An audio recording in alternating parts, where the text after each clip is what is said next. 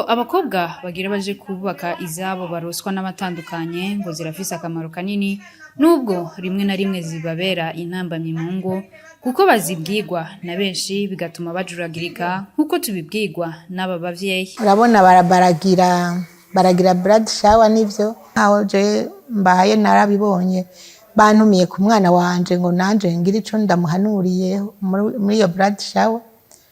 Hanyuma nabaye nasenge ndabahamagara nti muze namwe mugira ico mumuhanuye. Barabikoze abandi nabo nyine bamaze kubaka barasozererako baravuga yuko urugo rw'ubu atari cyo kimwe n'urwa kera kuko bagenda bazi ibyo bagiye gukora ariko ubu bahararira amaronko bakaraba ati uyu naka ko afise ibi nivyo ngiye nkurikira. Izo mpanuro zirafasha mugabo hari igihe bakubwira amajwi menshi bigatuma biguperturba mu bwenge. Mugabo mu gihe ubikurikije neza ukumviriza vy'ukuri hamukaganira n'umushinga nayo wawe ico akunda nico yanka biraheza bigafasha mu rugo. Kugira izo mpanuro ntizitere intambamyi baratubwira icokorwa.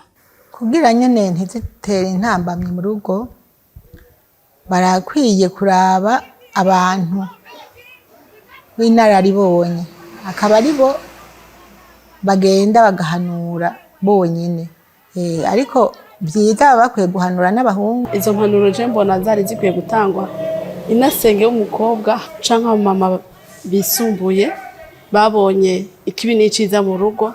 Guha impanuro abakobwa bagira baje kushinga izabo vyamye mu mico y'abarundi aho hambere bikaba vyakogwa n'abavyeyi n'abayinasenge b'abakobwa ariko ubaheshi uwo muco warahindutse ukabisigaye ukogwa mu birori byitwa bride shower.